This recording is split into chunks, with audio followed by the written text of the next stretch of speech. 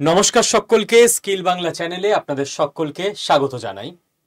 একটা মারাত্মক ঘটনা ভারতবর্ষে ঘটানোর পরিকল্পনা চলছে, ঘটবে না বলেই বিশ্বাস রাখি। সেটা হচ্ছে আমেরিকা ভারতবর্ষে দাঙ্গা লাগাতে চাইছে। আজকে যে কথাটা বলছি এটা আপনার প্রথমে মনে হতে পারে যে কি সব ভুলভাল কথাবার্তা, কিন্তু যদি জিওপলিটিক্সের সামান্যতম নলেজ আপনার থাকে এবং যদি তলিয়ে আপনি ভাবতে শেখেন, তাহলে দেখবেন যে কতটা বাস্তব কথা এটা। আর যদি আমরা সচেতন না হতে পারি, তাহলে কয়েক মাসের মধ্যে আমরা ভারতবর্ষে খুব বাজে অবস্থা দেখতে সাক্ষী থাকবো, দেখব।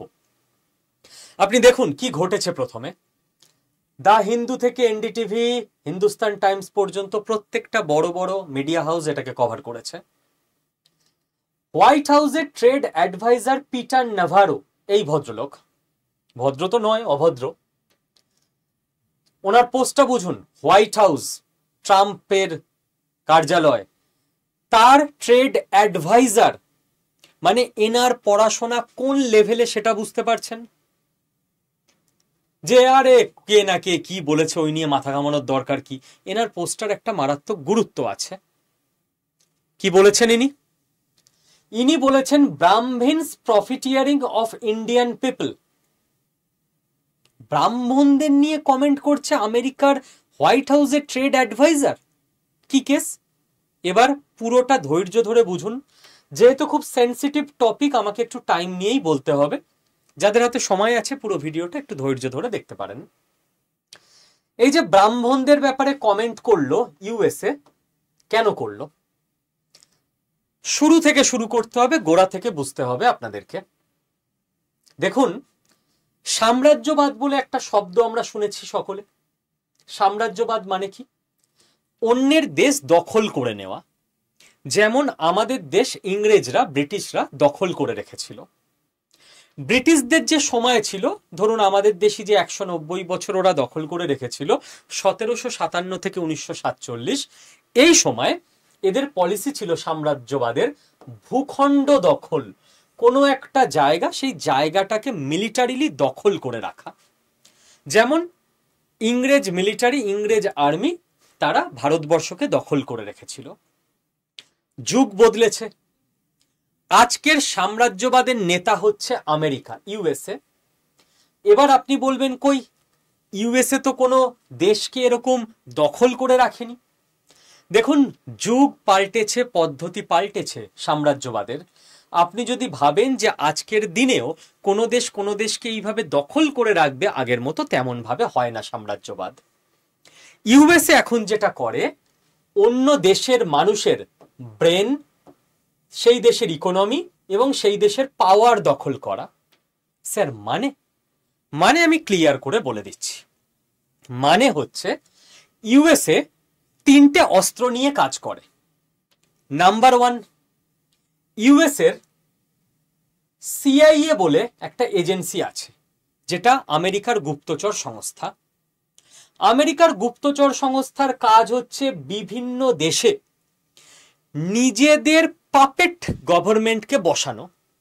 যেমন আমাদের পাশে বাংলাদেশে মোহাম্মদ ইউনুস, যাকে মেন অ্যাডভাইজার বা প্রধান উপদেষ্টা হিসেবে বসানো হয়েছে, তিনি কিন্তু আমেরিকার সিআইএর এজেন্ট।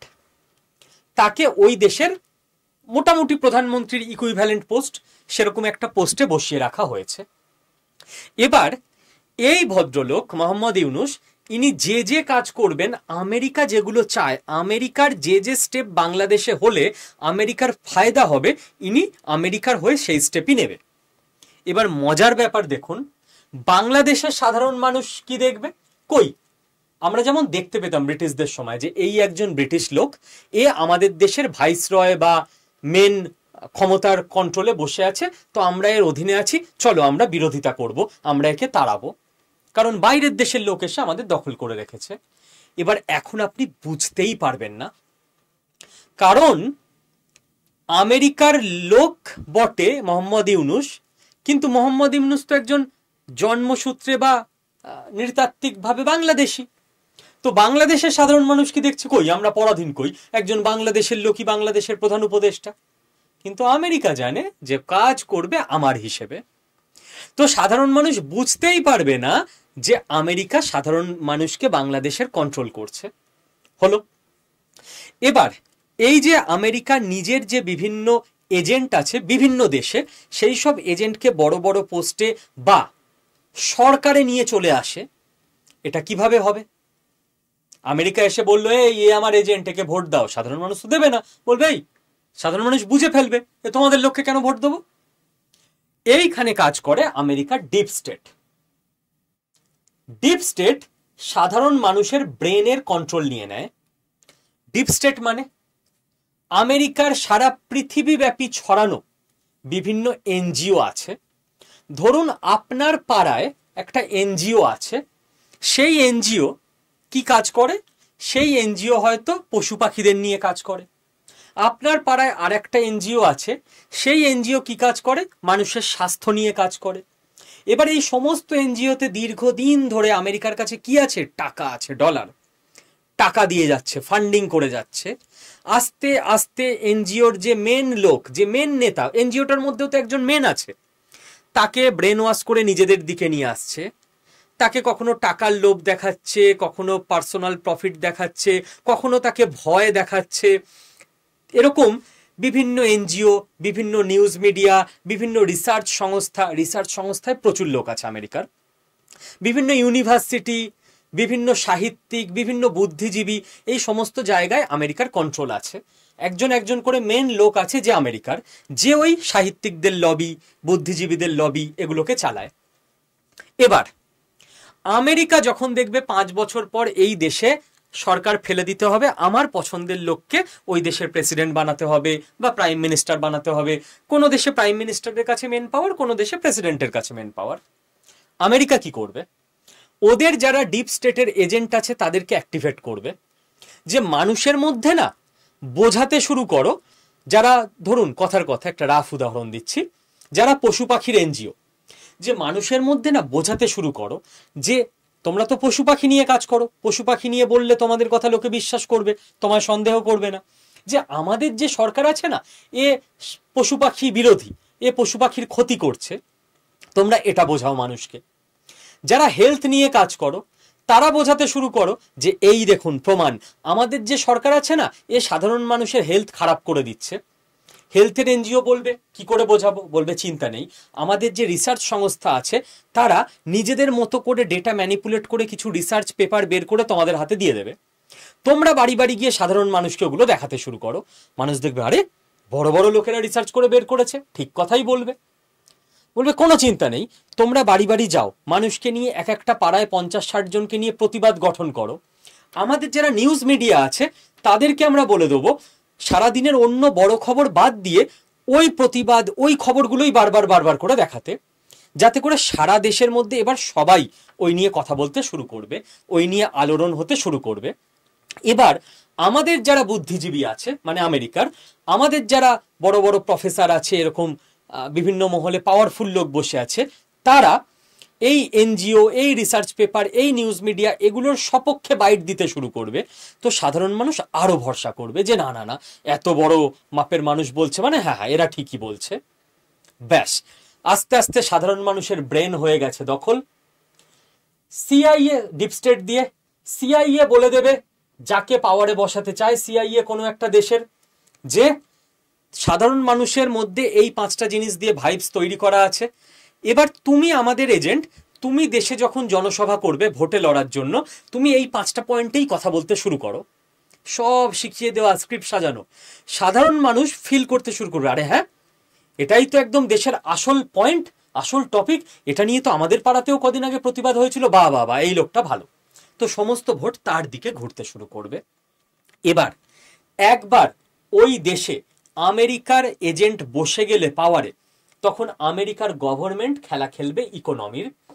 আমেরিকার গভর্নমেন্ট সেই দেশের রাষ্ট্রপতি বা প্রধানমন্ত্রীর সঙ্গে তেমন ডিলই করবে যেটা ওদের জন্য ভালো। বলবে এই তোমাদের কি তৈরি হবে, 50টা প্লেন চাই, আমেরিকার থেকে কিনতে হবে। সেই দেশের প্রধানমন্ত্রী বা প্রেসিডেন্ট সে তো আমেরিকারই কিনে নেওয়া লোক, সে টেন্ডার ওদেরই দেবে। এই তোমার দেশ ইউএনএ ভোট দেবে না, ভোটটা এইদিকে দিও আমরা যেদিকে বলবো। তো সেই দেশের বিদেশমন্ত্রী বা যে দেশে বিদেশমন্ত্রীর পোস্টে যে থাকে গিয়ে আমেরিকা যেদিকে বলে দেবে সেদিকেই ভোট দেবে, কারণ এই দেশের সরকারটাকে আমেরিকা কবজা করে নিয়েছে। এই দেশের সরকারকে ভোটেই জিতিয়েছে আমেরিকা। সাধারণ মানুষ কিচ্ছু বুঝতে পারল না, কারণ সাধারণ মানুষ জানে যে কই এর মধ্যে আমেরিকা কই, আমার দেশে ভোট, আমি ভোট দিয়েছি, গণতন্ত্র। এই লোকটা সেই পয়েন্টগুলোয় কথা বলেছে যেই পয়েন্টগুলোয় সব মিডিয়া কথা বলছিল, এনজিওরা কথা বলছিল, সাহিত্যিকরা কথা বলছিল, রিসার্চ পেপারেও বেরিয়েছিল, তো ঠিকই তো করছে। সাধারণ মানুষ বুঝবে না, ওই সায়েন্টিস্ট থেকে, রিসার্চ পেপার থেকে, এনজিও থেকে, নিউজ মিডিয়া থেকে সব কিছু 5 বছর ধরে খাপে খাপে প্ল্যান করে বসানো আমেরিকান ডিপ স্টেট এবং সিআইএর। বোঝা গেল সাম্রাজ্যবাদ চলছে, আমেরিকা যে কোনো দেশকে পুরো কন্ট্রোলে রেখে দিয়েছে।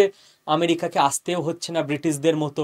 ব্রিটিশ অফিসাররা তো তবু আমাদের দেশের যারা বিপ্লবী ছিলেন তাদের গুলি খেয়ে, বোমা খেয়ে 2-1 মারাও গেছেন, আমেরিকানদের মরার ভয় নেই, কারণ ওরা আসছেই না যে দেশ দখল করবে সেই দেশে। বাংলাদেশ দখল করে রেখে দিয়েছে, বাংলাদেশে সেটাই হবে যেটা আমেরিকার জন্য ভালো, যেটা আমেরিকার জন্য ফায়দা, বাংলাদেশের ভালোর জন্য হবে না। বাট বাংলাদেশের লোক আমেরিকার প্রতি রাখবেই না, বাংলাদেশের লোক আমেরিকার কোনো অফিসারকে মারতেও যাবে না, আমেরিকার লোক বাংলাদেশে নেই। এটা হচ্ছে আধুনিক সাম্রাজ্যবাদ। বোঝা গেছে? এবার আমেরিকা ভারতের এগেনস্টে কেন? দেখুন, আমেরিকা ভারতের এগেনস্টে নয়, আমেরিকা সেই দেশের এগেনস্টে যারা নেক্সট 15-20 বছরের মধ্যে আমেরিকাকে টক্কর দিতে পারে। কালকে যদি দেখা যায় যে ভুটান মারাত্মক হু হু করে উন্নতি করে একদম আমেরিকাকে টক্কর দেওয়ার মতো সেকেন্ড জায়গায় চলে গেছে, কালকে আমেরিকা সবাইকে ছেড়ে ভুটানের বিরুদ্ধে চলে যাবে। আমেরিকা কোনো দেশের এগেনস্টে না, এটা আমাদের পাড়ার ঝগড়া না যে ওই বাড়ির সঙ্গে আমাদের বাড়ির কোনো সম্পর্ক নেই 20 বছর ধরে, ওরকম নয়। আমেরিকার জিওপলিটিক্স কি? আমরা আছি 1 নম্বরে, আমরা পৃথিবীর বস। 1 নম্বরে আমাদের জন্য থ্রেট হতে পারে, ভবিষ্যতে 1 নম্বর পদের দাবিদার হতে পারে, এরকম কাউকে দূর দূরান্তে যদি দেখা যায় তাকে এক্ষুনি শেষ করে দাও, যেন সে আর উঠতেই না পারে। যথেষ্ট টাইম বাকি থাকতে 25-30 বছর আগে তাকে শেষ করে দাও, যাতে সে আবার অনেকটা তলিয়ে যায়। আমেরিকার প্লে জাস্ট এটা। ওরা কিন্তু কোনো ভারত বা পাকিস্তান, চীন বা ভুটান এরকম কারোর, বাংলাদেশ কারো শত্রু নয়, ঠিক আছে? ওরা চায় আমরা থাকবো 1 নম্বরে, পৃথিবীর সমস্ত দেশে থাকবে তো সেই দেশেরই সরকার, কিন্তু আলটিমেটলি ব্যাকএন্ডে চলবে আমেরিকার সরকার, এটা আমেরিকা চায়। বোঝা গেছে? তো আমেরিকা সেই দেশের ওপরই রেগে যায়, সরকার পাল্টে দেয় যেই দেশ আমেরিকার কথা শুনে চলছে না বা আমেরিকাকে টক্কর দেওয়ার মতো উঠছে। ভারত আমেরিকাকে টক্কর দেওয়ার মতো গতিতে এগোচ্ছে। আইএমএফ, বিশ্বব্যাংক সবাই বলছে ইন্ডিয়ার গ্রোথ, ইন্ডিয়া বলছে না। ফার্স্ট কোয়ার্টারে 7.8% গ্রোথ হয়েছে ইন্ডিয়ার, আমি সেই ভিডিও করেছি। এবং ভারতবর্ষের যে লিডারশিপ রয়েছে তারা আমেরিকার কথা শুনেও চলছে না। আমেরিকার কথা কি? এই ইন্ডিয়া রাশিয়া থেকে তেল কিনো না। ইন্ডিয়া বলো ইয়েস স্যার। আমেরিকা বলবে থাকুক, এ ক্ষমতায় থাকুক যারা আমাকে ইয়েস স্যার বলছে। এই ইন্ডিয়া ফ্রান্স থেকে রাফাল কিনো না, আমাদের নাও, বলো ইয়েস স্যার। আমেরিকা জাস্ট এইটুকু চায়। আমেরিকা এমন চায় না যে ইন্ডিয়াকে দখল করে নেবো, গিয়ে পেটাবো, বা বাংলাদেশকে দখল করে নেবো। সবকিছু চলবে আমেরিকার কথা মতো। বাট ভারতবর্ষের এই মুহূর্তের যারা লিডারশিপ, তারা কিছুতেই আমেরিকার কথা মতো চলছে না। ফ্রান্স থেকে রাফালও কিনছে, রাশিয়া থেকে S-400ও কিনছে, চীনের সঙ্গে চুক্তিও করছে, রাশিয়া থেকে তেলও কিনছে, নিজেদের শর্তে চলছে, এবং বিশ্বমঞ্চে ভারতবর্ষের যিনি বিদেশমন্ত্রী তিনি গিয়ে আমেরিকাকে মুখের ওপর কথা শুনিয়ে দিয়ে চলে আসছে।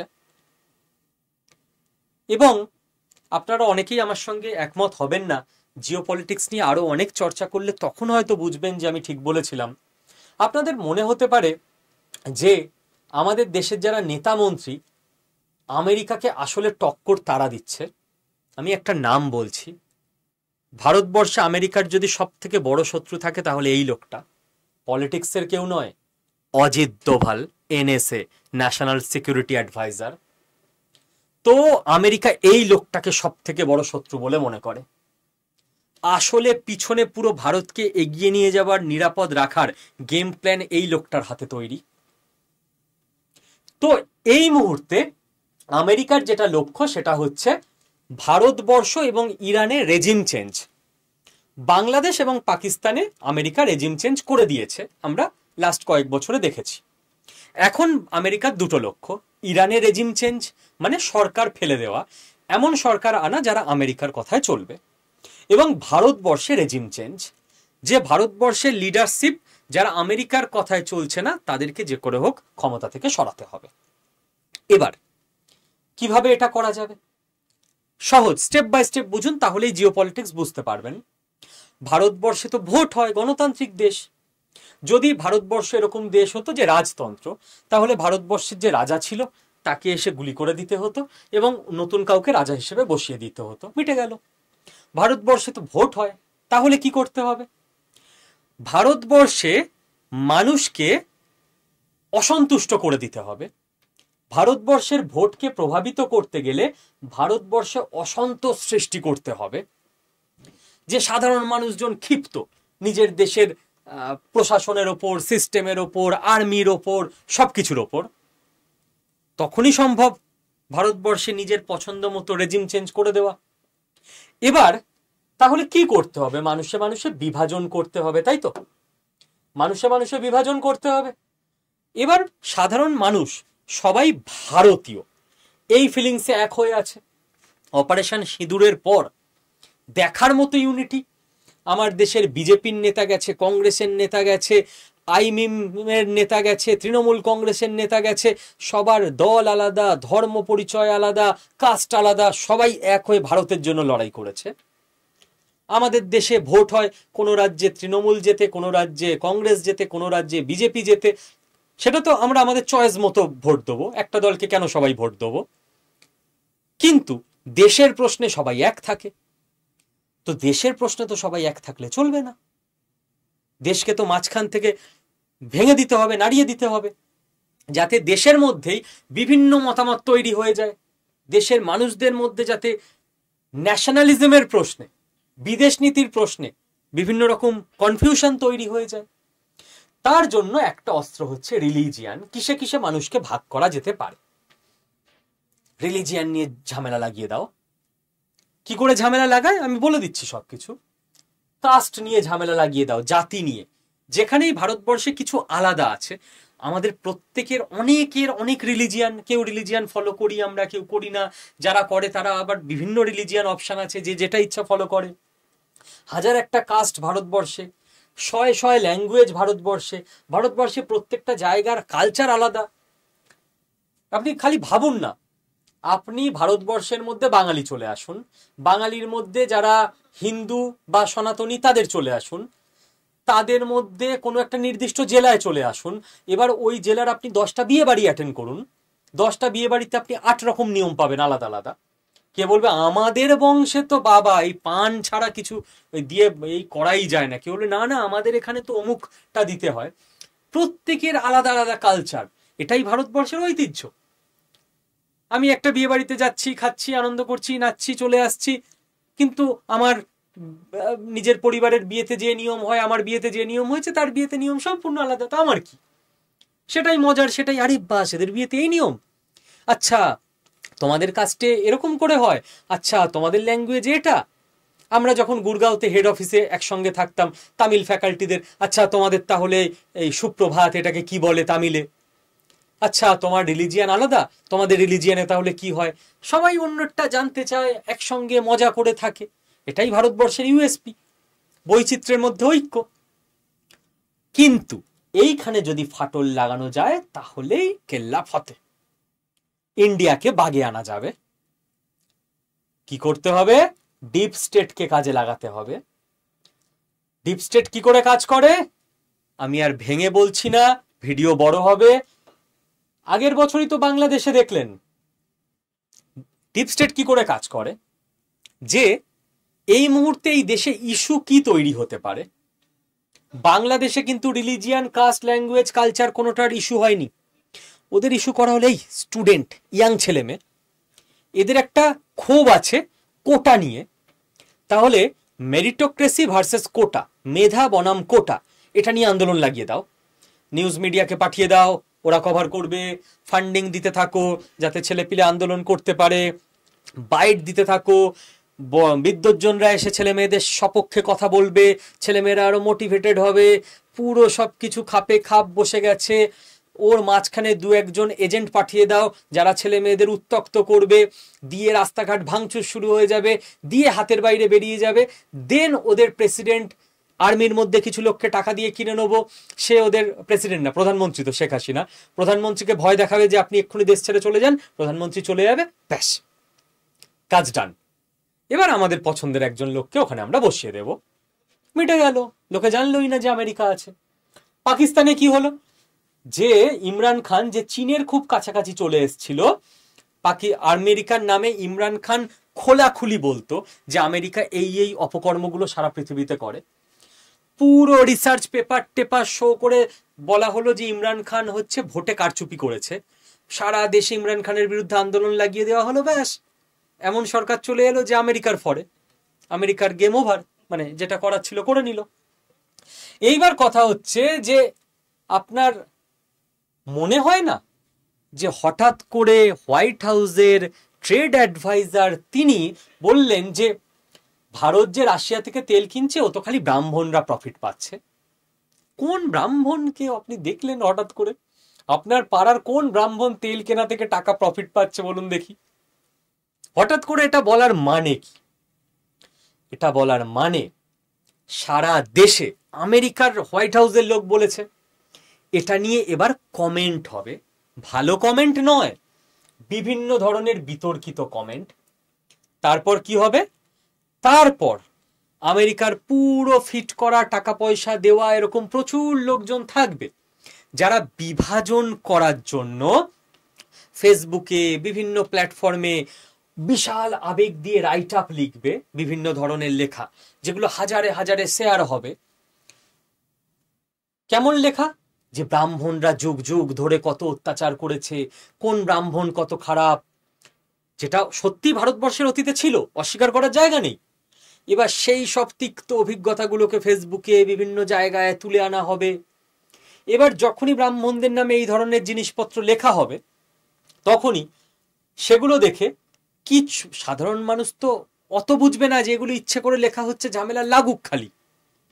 সেখানে কেউ না কেউ ব্রাহ্মণ থাকবেই যে হলো আমরা এটা করেছি, হ্যাঁ আমাদের গালি দেওয়া, তোরা খারাপ, তোরা সবাই খারাপ, ব্যাস এটাই তো চেয়েছে, যে তোরা খারাপ, তোরা সবাই খারাপ, অব্রাহ্মণরা খারাপ, শূদ্ররা খারাপ, বৈশ্যরা খারাপ, ক্ষত্রিয়রা খারাপ, এই ধরনের কমেন্ট গুলো নিয়ে স্ক্রিনশট মেরে এবার কমেন্টগুলো ভাইরাল করা হবে। এবার ক্ষত্রিয়রা আমরা খারাপ, বেটা ব্রাহ্মণ আয় বাড়ির বাইরে দাঁড়া, তোদের দেখাচ্ছি মজা। কোথাও কিছু ছিল না, তৈরি করা একটা বিবৃতি দিয়ে। এবার বিভিন্ন ভিডিও হবে। কিরকম ভিডিও? একটা ব্রাহ্মণ যাচ্ছে রাস্তা দিয়ে, তাকে গিয়ে দুজন পিটিয়ে দিল, বেটা ব্রাহ্মণ তোরা আমাদের বছরের পর বছর জ্বালিয়েছিস, তেলের কথা সবাই ভুলে গেছে, কেস ঘুরে গেছে অন্যদিকে। নেক্সট ভিডিও বেরোবে, মিলিয়ন ভিউ, এবার বিলিয়ন ভিউ এর আসবে, ব্রাহ্মণরা এক হয়ে গিয়ে দুটো ক্ষত্রিয়কে পিটিয়ে দিয়েছে, বেটা তোরা মারবি আমাদের, কাজ হচ্ছে যেটা আমেরিকা চাইছে। এবার কি হবে? বিভিন্ন রিসার্চ পেপার বেরোবে, যাতে ওটাকে একটা একাডেমিক ওয়েতে শো করা যায়, কি যে ভারতবর্ষে কোন জাতির লোক কত পার্সেন্ট আছে, কি ব্যাপার, কাদের কোথায় কবজা আছে, কালকে মারামারি লাগলে কি রেজাল্ট হবে, ব্রাহ্মণরা কি আলাদা দেশ একটা দাবি করতে পারে, ক্ষত্রিয়রা তাহলে কোন জায়গা নিয়ে দেশ বানাতে পারে, সব রিসার্চ বেরিয়ে যাবে রাতারাতি, যেগুলো অলরেডি তৈরি করাই আছে, সব দেশের জন্য করা আছে আমেরিকার, এমন নয় যে খালি ভারতের জন্য করা আছে, কোথায় কখন কোনটা ছাড়তে হবে ওরা সেই হিসেবে খেলে। এবার কি হবে? বিভিন্ন নিউজ মিডিয়া ওটাকে কভার করতে দৌড়াবে। আচ্ছা, সবাই যারা রাইট আপ লিখছে, সবাই যারা নিউজ কভার করছে, সবাই কি আমেরিকার থেকে টাকা খেয়ে বসেছে? না। এবার একটা জায়গায় মারামারি হচ্ছে, ঝামেলা হচ্ছে, রিসার্চ পেপার বেরোচ্ছে, আন্দোলন হচ্ছে, স্বাভাবিকভাবেই নিউজ মিডিয়ারা ওটাকে কভার করতেই যাবে। কোন নিউজ মিডিয়া বলবে ওখানে হচ্ছে হোক, আমি ওটাকে কভার করব না? নিউজ মিডিয়া দেখবে যে ভাই এটা হট টপিক, এটাকে যদি আমি কভার করে দিই আমার অনেক টিআরপি বাড়বে, ভিউ বাড়বে। তো ভাই অত কিছু ভেবে লাভ কি, আমার এখন টিআরপি দরকার, না হলে আমার বস আমাকে চাপ দিচ্ছে, আমি এটাকে ভিডিও টিডিও করে আমার চ্যানেলে সারাদিন ধরে দেখাই। দেখালে কি হবে? ব্রাহ্মণরা উত্তক্ত হবে, আমাদের অপমান। আবার উল্টো দিকে অব্রাহ্মণরা উত্তক্ত হবে, আমাদের নামে এইসব বলছে ব্রাহ্মণরা, চলো কাল আরো বড় আন্দোলন।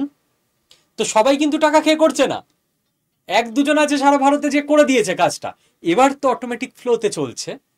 এবার তো এ ওকে গালি দিচ্ছে, ও ওকে অপশব্দ বলছে, সবার এবার গায়ে লাগছে যে না না যতই হোক আমেরিকা, আমি বুঝি জিও পলিটিক্স, কিন্তু এইভাবে গালি দেওয়া মানা যায় নাকি, থাকলো আমার জিও পলিটিক্স, এখন আমি ওকে পেটাতে যাবো, আমি কি একা দায় নিয়ে বসে আছি নাকি মাথা ঠান্ডা রাখার, ওরা মাথা ঠান্ডা রাখবে না।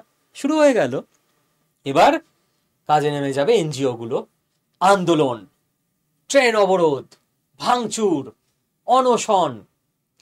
আপনি দেখবেন সাধারণ মানুষই তো করছে, সাধারণ মানুষই, কোনো একটা এনজিও দুটো এনজিও আছে যে আমেরিকার ইনস্ট্রাকশনে করে দিয়েছে, আর বাকিরা দেখছে তাই তো, এটা তো একটা ভালো কজ, দেশের জন্য আমায় এগিয়ে যেতে হবে, মানে দেশের জন্য না, ব্রাহ্মণ কেন্দ্রিক কিছু এলাকা তারা হচ্ছে ব্রাহ্মণদের অস্তিত্ব রক্ষায় এগিয়ে যেতে হবে, অব্রাহ্মণ জায়গা তারা বলছে আমাদের সংগঠন থেকে অব্রাহ্মণদের জন্য লড়াই করতে হবে, সবাই তখন নেমে গেছে ফিল্ডে। বাহ, আমেরিকা এটাই চেয়েছে। এবার এই ডামাডোলে কি হবে? ভারতবর্ষে কোন সরকার ভারতবর্ষে সেমিকন্ডাক্টর চিপ তৈরি এসবে মন দেবে? নতুন মেট্রো রেল উদ্বোধন হবে, রেলে ভ্যাকেন্সি বাড়বে, রাজ্য সরকারে নিয়োগ হবে, রাস্তাঘাট বেটার হবে, হসপিটাল বেটার করবে, নাকি এই ডামাডোল ঠেকানোর জন্য পুরো দেশের পুরো একদম লেজিসলেটিভ এবং বিউরোক্র্যাটরা তারা পুরো নিজেদের টাইম, এনার্জি, এফোর্ট সবকিছু লাগিয়ে দেবে এখানে? এবং এই ডামাডোলের মধ্যে যদি আমেরিকা কাউকে খুঁজে পেয়ে যায়, পাক্কা কোনো না কোনো লোক ওদের বসানোই আছে, কে আমি আপনি হাজার ভেবে নিলেও খুঁজে পাবো না।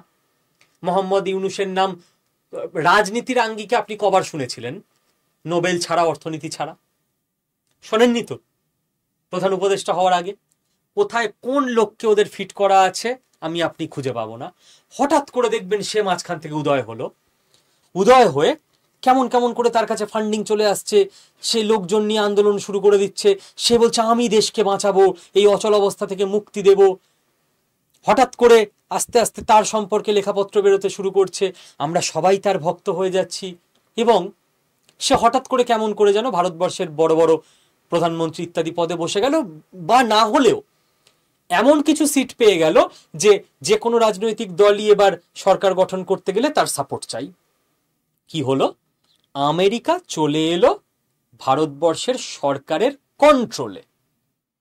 বোঝা গেল? আমাদের কাজ কি? আমাদের কাজ হচ্ছে আমাদের মধ্যে যে সমস্ত মানুষ রিলিজিয়ান পালন করেন, আপনার নিজের রিলিজিয়ান আপনি পালন করুন, আপনার ইন্টারেস্ট থাকলে অন্য রিলিজিয়ান সম্পর্কে খোঁজ নিন, যারা পালন করেন না ছেড়ে দিন, যদি ইন্টারেস্ট থাকে বাকি সব রিলিজিয়ান যারা পালন করে তাদের থেকে কিছু খোঁজ খবর নিন, কেউ কোনো অনুষ্ঠানে ডাকলে যান।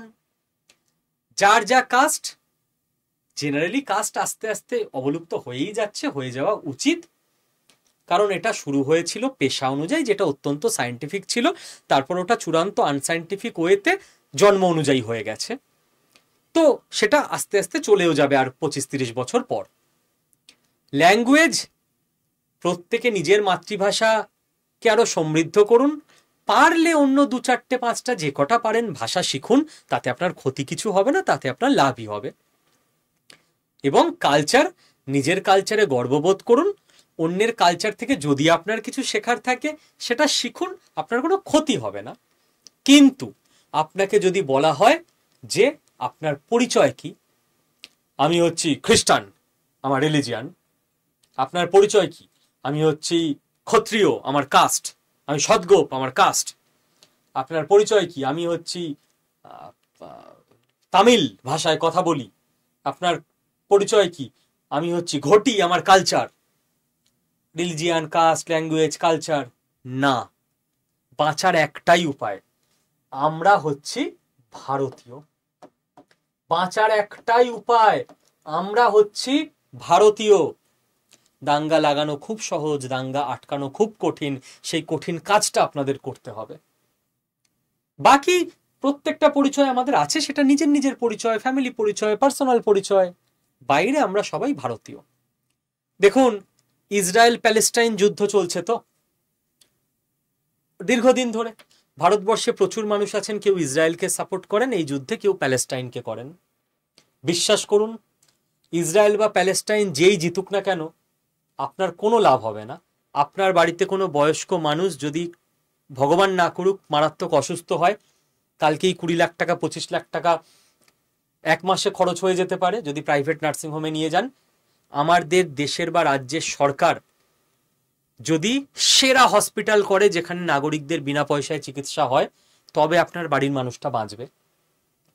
তো ইসরায়েল বা প্যালেস্টাইন নিয়ে আমাদের প্রত্যেকের মতামত থাকবে, জিততে হবে কাকে? ভারতকে। ভারতের যদি উন্নতি হয় তবে আমরা বাঁচব, রাইট?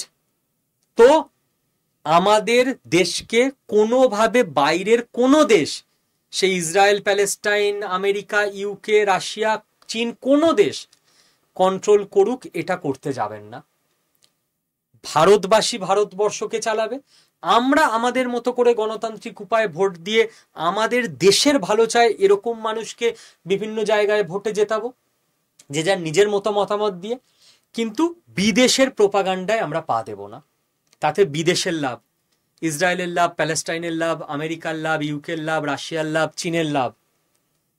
ওই যে বললাম, আপনার বাড়ির ভগবান না করুন কেউ অসুস্থ হলে, এদের কেউ জিতলে আপনার কোনো লাভ নেই। আপনার লাভ যদি এমন নেতা হয় যে ভারতবর্ষের কথা ভাববে, ভারতবর্ষের উন্নতির কথা ভাববে, ভারতবর্ষের বেটারমেন্ট করবে। না হলে কিন্তু বিপদের দিনে আপনার নিজের দেশ ছাড়া আপনার পাশে কেউ নেই। আপনার দেশের যে ফেসিলিটি আপনি কেবল সেটাই পাবেন, বিদেশের কোনো ফেসিলিটি আপনি পাবেন না। বিদেশ সেই দেশের উন্নতি চাইবে, এই দেশটাকে ইউজ করতে চাইবে, লুটে পুটে নেবে, তাই না? তো মজার ব্যাপার, আমার অত্যন্ত আনন্দের ব্যাপার, জিও পলিটিক্স সম্পর্কে মানুষজনের ধারণা খুব কম ছিল, কিন্তু লাস্ট 10-15 বছরে ইন্টারন্যাশনাল রিলেশনস, জিও পলিটিক্সের চর্চা আস্তে আস্তে এতটা বাড়ছে, ইউটিউবে, বিভিন্ন সোশ্যাল মিডিয়ায়, বিভিন্ন নিউজ পেপারে, যে মানুষ সচেতন হয়ে যাচ্ছে। এবং আমি বলবো যে এই যে লোক, এনার অনেক ইনি পিছিয়ে আছেন, এনার প্রচুর পড়াশোনা করা উচিত। কারণ এত ট্রোল হচ্ছে সোশ্যাল মিডিয়ায়, এদের যে গোপন অভিসন্ধি, এদের যে নোংরা চিন্তা ভারতবর্ষে জাতি দাঙ্গা লাগানোর, সেইটা সাধারণ মানুষ ভারতবর্ষের, আমি সত্যিই গর্বিত এবং আমি অবাক। আমি পজিটিভিটি রাখতে চাই, পজিটিভভাবে ভাবতে চাই সারা জীবন, যে আমার দেশের লোকজন এত আপডেটেড হয়ে গেছে যে একে লোকে সোশ্যাল মিডিয়ায় গালি দিচ্ছে, ট্রোল করছে, বলছে আরে বোকা, 2025-এ ভারতবাসীকে এইভাবে দাঙ্গা লাগানো যায়? আমরা 1925-এ বসে নেই, এটা 2025, ভারতবাসী সবাই ইউনাইটেড, কোনো ট্রিক্সি কাজ করবে না। তো বেশিরভাগ ভারতবাসী আপডেটেড হয়ে গেছে, এটা আমার দেখে অত্যন্ত গর্ব হচ্ছে, ভালো লাগছে। যারা বাকিরা আপডেটেড নন, সচেতন নন, তাদের সচেতন হতে হবে। কি করে হবেন? আপনি বলবেন না খারাপ লোকরা জিতে যায়, একদম না। খারাপ লোকদের থেকে ভালো লোকের শক্তি অনেক বেশি। খারাপ লোকরা অ্যাক্টিভ থাকে সারাদিন খারাপ প্রচার করতে, ভালো লোকদের অ্যাক্টিভ হতে হবে, তাহলেই ভালোর শক্তি এগিয়ে যাবে। আমি চেষ্টা করছি আমার মতো করে আমার ছাত্রছাত্রীদেরকে বোঝাতে। আমার ছাত্রছাত্রীরা এবং এই চ্যানেলের অনেকে, আপনাদের অশেষ ধন্যবাদ, আমার ভিডিও 5টা 6টা করে হোয়াটসঅ্যাপ গ্রুপে 5-6 জন করে মানুষের কাছে শেয়ার করেন। ভালোর জয় হবে না মানে? এত মানুষ সচেতন হবেন যে ভাই আমার দেশের স্বার্থ আমাকে দেখতে হবে। তো ভালো মানুষরা কথা বলতে শুরু করলে, অ্যাক্টিভ হয়ে গেলে, খারাপরা 2-4 মাস 2-4 বছর তাদের আটকানোর চেষ্টা করবে, আলটিমেটলি যুক্তিতে, প্রোপাগান্ডায় কোনো কিছুতে পেরে উঠবে না। তো ভারতীয় ইউনিটি জিন্দাবাদ। আমাদের প্রত্যেকের নিজের নিজের রিলিজিয়ান, কাস্ট, ল্যাঙ্গুয়েজ, কালচার সবকিছু বজায় রেখে সবার আগে আমরা ভারতীয়, সবার আগে দেশের স্বার্থ, সবার আগে দেশের নিরাপত্তা, এবং আমরা কোনো রকম ফাঁদে পা দেব না কোনো বিদেশীয় শক্তির, রাইট? এবং লাস্ট পর্যন্ত আমি আজকে একটা অ্যানাউন্সমেন্ট করতে চলেছি। আমার উদ্দেশ্য কিন্তু আমি কখনো ভুলি না, সেটা হচ্ছে ভারতীয় বাঙালিদের প্রত্যেককে স্কিলড করা, যুগের জন্য তৈরি করা, পড়াশোনা শেখানো। প্রত্যেকে নিজে পড়াশোনা শিখে যুক্তি বুদ্ধি দিয়ে বুঝতে পারবে, ছাত্রছাত্রীরা তো বটেই, যারা সিনিয়রও আছেন, বড়রাও আছে, তাদেরও। পড়াশোনা কেবল চাকরি পাওয়ার জন্য হয় না, পড়াশোনা হয় ডিসিশন নেওয়ার জন্য, কোনটা ঠিক কোনটা বেঠিক বোঝার জন্য, আপনাকে যাতে লোকে বোকা বানাতে না পারে, ঠকাতে না পারে, তার জন্য। আর তার জন্য আমাদের নতুন উদ্যোগ, আমাদের ইনস্টিটিউটের টিচার লুইস স্যার, যিনি সারা পশ্চিমবঙ্গে অত্যন্ত পপুলার, অত্যন্ত সুপরিচিত। স্যার দীর্ঘদিনের প্রচেষ্টায় এই বইটা তৈরি করেছেন, ভাইরাল ভোকাব। কেন? কারণ ইংরেজি ছাড়া আপনার কিচ্ছু চলবে না। আপনি 2 বছর পর ব্যবসা চালাবেন, সব ওই ব্যবসা হয়ে যাবে এআই কেন্দ্রিক, সোশ্যাল মিডিয়া কেন্দ্রিক। আপনাকে ইংলিশেই সবকিছু টাইপ করতে হবে। আপনি চাকরি করতে গেলে তো কথাই নেই, ইন্টারভিউ থেকে শুরু করে বাকি সব কিছুতে ইংলিশ। কোনো জায়গায় ডিল করবেন, কোনো খবর পড়বেন, আপনার স্টক অফ ওয়ার্ড ঠিক থাকা জরুরি। ডিকশনারি মুখস্থ করে অনেকে। কজনকে দেখেছেন বলুন তো জীবনে যে ডিকশনারি মুখস্থ করতে পেরেছে? পারেনি তো, সবাই কিনে ফেলে রাখে। এই জন্য লুইস স্যার যেটা করেছেন, 11,000 দরকারি শব্দের একটা ভোকাবস বই বানিয়েছেন, ইংরাজি টু বাংলা। 11,000 দরকারি শব্দ, যে সব শব্দ দরকারি নয়, এই 11,000 জানলেই জীবন চলে যাবে। এর মধ্যে আপনার ওয়ান ওয়ার্ড সাবস্টিটিউশন থেকে root word, tree word, vocabulary, phrasal verb, confusing word সমস্ত কিছু আছে। এবং একদম পকেটে রাখার মতো বই, পকেট বুক এবং পকেট ফ্রেন্ডলি বই, এতটাই কম দামে আমরা আপনাদের জন্য করে দিতে পেরেছি এই হার্ড কপি বইটা। যারা স্টুডেন্ট, কোনো সরকারি চাকরির পরীক্ষা দেবে, মাধ্যমিক পাশ করেছো, এইচএস পাশ করেছো, কলেজে পড়ছো, বেসরকারি চাকরির জন্য এগোবে, গৃহবধূ, সিনিয়র সিটিজেন, প্রত্যেকে ইংরাজি গ্লোবাল ল্যাঙ্গুয়েজ, অস্বীকার করার উপায় নেই। তাকে শেখার জন্য এই বইটা জাস্ট নিজের হাতে রেখে দিন। কি করে পাবেন বইটা? আচ্ছা, আগে বইটার দাম বলে নি। 137 টাকা ডেলিভারি চার্জ সমেত। পশ্চিমবঙ্গে বোধহয় প্রথমবার আড্ডা 24/7ই করতে পারলো। ডেলিভারি চার্জ সমেত 137 টাকা। কি করে পাবেন বইটা? ভালো করে শুনে নিন, আমি স্টেপ বাই স্টেপ বলে দিচ্ছি। এই স্টেপ ফলো করলেই আপনি বইটা পেয়ে যাবেন। আমাদের ভিডিওর ডেসক্রিপশন বক্সে এবং কমেন্ট সেকশনে প্রথম যে লিঙ্কটা দেওয়া থাকবে সেটা হচ্ছে অ্যাপের লিঙ্ক। ওই লিঙ্কটায় এই ভিডিওর নিচে আপনি ক্লিক করবেন। ক্লিক করলেই আপনার কাছে আড্ডা 24/7 অ্যাপ গুগল প্লে স্টোরে ওপেন হবে। ইনস্টল অপশানটায় ক্লিক করে অ্যাপটাকে ইনস্টল করবেন। যেরকম সব অ্যাপ ইনস্টলের সময় নিজের নাম, ফোন নাম্বার, ইমেল আইডি দিতে হয়, এখানেও দিতে হবে। একটা ওটিপি আসবে, ওটিপি দিয়ে দেবেন। এরপর আপনাকে জিজ্ঞেস করবে অ্যাপ, আপনি কোন এক্সামের জন্য প্রিপারেশন করছেন। জেনারেলি তো আমাদের অ্যাপে ছাত্রছাত্রীরা পড়ে, তো এই জন্য এটা জিজ্ঞেস করে। আপনি জাস্ট ওখানে স্টেট এক্সাম চুজ করে দেবেন। স্টেটের মধ্যে বিভিন্ন রাজ্যের অপশান আসবে, আপনি ওয়েস্ট বেঙ্গল চুজ করে দেবেন। আর কিচ্ছু করতে হবে না, এটা অন্য কোনো ব্যাপার নয়। এবার আপনার কাছে দুটো ভাষা আসবে, ইংলিশে হ্যালো লেখা থাকবে, বাংলায় হ্যালো লেখা থাকবে। যেটা ইচ্ছা চুজ করবেন, ইংলিশে হ্যালোটাই ক্লিক করে দেবেন, হয়ে গেল। মিটে গেছে 1 নাম্বার লিঙ্কের কাজ। যেভাবে বললাম স্টেপ বাই স্টেপ এটা দেখে করলেই হয়ে যাবে। অ্যাপ থেকে আপনি বেরিয়ে আসুন, 2 নাম্বার লিঙ্কে যান। 2 নাম্বার লিঙ্ক দেখুন, কমেন্ট বক্সে আর ডেসক্রিপশন বক্সেই লেখা আছে যে বইয়ের লিঙ্ক। বইয়ের লিঙ্কে ক্লিক করলেই অ্যাপ ইনস্টলের পর, ফার্স্ট লিঙ্ক করার পর সেকেন্ড লিঙ্ক, আপনার কাছে ভাইরাল ভোকাব বইটা অ্যাপের মধ্যে দেখাবে। ওর দাম দেখাবে 142 টাকা। দাঁড়ান, 5 টাকা কম হবে। 5 টাকায় কিছু একটু হয়ে যায়, বাদাম ভাজা হয়ে যায়, কেন 5 টাকা বেশি দেবেন? 142 টাকার পাশে লেখা থাকবে মোর অফার্স। আপনি মোর অফার্সে ক্লিক করবেন। আপনার কাছে একটা বক্স আসবে, লেখা থাকবে এন্টার কুপন কোড। আপনি ওই বক্সটার মধ্যে লিখবেন টাইপ করে Y219, মাঝে কোনো স্পেস নেই, Y219 দিয়ে অ্যাপ্লাই বাটনটায় অ্যাপ্লাই করে দেবেন। এবার দেখবেন আপনার বইটার দাম দেখাচ্ছে 137 টাকা। এবার আপনি বাই নাও অপশানে ক্লিক করবেন। ক্লিক করলেই আপনার কাছে অ্যাড্রেসের পেজ আসবে, যেটা আপনার নিজের পোস্টাল অ্যাড্রেস। সেই পোস্টাল অ্যাড্রেসটা দেবেন, কোনো ব্যাপার না, ওই যেটা দেবেন ওই অ্যাড্রেস ধরে আপনার কাছে ডেলিভারির দাদা ডেলিভারি দিতে যাবে। ঠিক আছে, এবার আপনি অ্যাড্রেসটা বসিয়ে কন্টিনিউ অপশানে ক্লিক করলেই পেমেন্টের পেজ আসবে। ইউপিআই, ডেবিট কার্ড, যাতে ইচ্ছে আপনি পে করে দেবেন। হয়ে গেল, আপনার বই বুকিং হয়ে গেল। আমাদের ক্যাশ অন ডেলিভারির সিস্টেম নেই, কারণ আমরা তো কেউ দিতে যাব না আড্ডা 24/7 থেকে।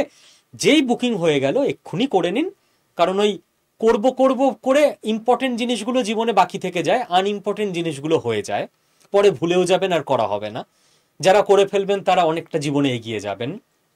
তো যেই মুহূর্তে আপনার বুকিং হয়ে গেল, টাকা দিয়ে দিলেন, তার জাস্ট পরের দিন সকাল 10টায় আমাদের স্টক হাউস হচ্ছে উত্তরপ্রদেশের নয়ডায়, প্রিন্ট হয় ওখানে বই। ওখান থেকে একটা বই প্যাকিং করে আপনার অ্যাড্রেসটা ওপরে চিপকে দিয়ে তার উপরে ভালো করে সেলোটেপ মেরে দিয়ে ডিটিডিসি কুরিয়ার সংস্থার হাতে আমরা বইটা তুলে দেব। ডিটিডিসি কুরিয়ার সংস্থা আপনার বইটা আপনার বাড়িতে পৌঁছে দেবে। আপনি যেদিন যখন বুকিং করলেন এখনই করে নিন, 137 টাকা আছে আশা করি আপনার কাছে। বাড়িতে বইটা থাকলে সকলের কাজে লাগবে আপনার বাড়ির। 10 দিনের মধ্যে আপনার বাড়িতে বই চলে যাবে। কারোর বাড়িতে 7 দিনে, কারোর বাড়িতে 8 দিনে, 9 দিনে বা 10 দিনে। 10 দিনের বেশি সময় লাগবে না। কি করে বুঝবেন বই কখন আসছে? 10 দিনের মধ্যে আপনার কাছে ডেলিভারি থেকে ফোন যাবে যে স্যার বা ম্যাম আপনার নামে একটা পার্সেল আছে, এই সময় আসছি। যেমন আসে কুরিয়ার আপনার বাড়িতে, আপনার কাছে পার্সেল আসবে, কোনো টাকা দিতে হবে না, ডেলিভারির চার্জ এর মধ্যেই ধরা আছে। আপনার ফোনে একটা ওটিপি যাবে, যেমন ডেলিভারির সময় হয়, আপনি ওকে ওটিপি দেবেন, ওর থেকে বইটা নিয়ে নেবেন। আর যদি কোনো প্রবলেম হয়, বই পেতে হবে না, বাট 1 লাখে যদি একজন মানুষেরও প্রবলেম হয়, তাহলে এই নাম্বারটা আমাদের হেল্পলাইন নাম্বার। আপনারা সোম থেকে শনি অফিস টাইমে যে কোনো সময় ফোন করে বাংলায় কথা বলে নিতে পারবেন। ওরা আপনাকে ট্র্যাক করে বলে দেবে আপনার বই এখানে আছে, এই সময় পৌঁছাচ্ছে। ঠিক আছে? তো হেল্পলাইন নাম্বারও রইল। আর একটা কথা, জেনারেলি যেহেতু আমাদের এই চ্যানেলের ভিডিও 1 লক্ষের ওপর মানুষ ডেলি দেখেন, বইটা তো অত প্রিন্টে নেই, হয়তো 7-10 হাজারই আছে। তো একটু চেষ্টা করবেন তাড়াতাড়ি নিয়ে নিতে। যারা হয়তো পরের দিকে নেবেন তারা হয়তো পাবেন না। ঠিক আছে? ধন্যবাদ। এবং একটা দায়িত্ব আপনাদের দিলাম, যে এই ভিডিওটা, জেনারেলি আমি কোনো ভিডিও খুব কম বলি, 10টা ভিডিও একটাতেও বলি না যে শেয়ার করবেন, এটা শেয়ার করবেন। কারণ ভারতীয় ঐক্যকে বাঁচাতে হবে। যে ইচ্ছা আমাদের দেশের সরকারে আসুক, যে কোনো দল আসুক, সেই দলকে, সেই ব্যক্তিকে চাই যে দেশের কথা ভাববে, দেশের বেটারমেন্ট করবে, দেশের হয়ে ডিসিশন নেবে। বিদেশের পাপেট হবে না, বিদেশের ইশারায় চলবে না, এবং আমরা কেউ বিদেশের মানে যে ফাঁদ, সেই পাতা ফাঁদে পা দেব না। জয় হিন্দ, জয় ভারত, ভালো থাকবেন সকলে।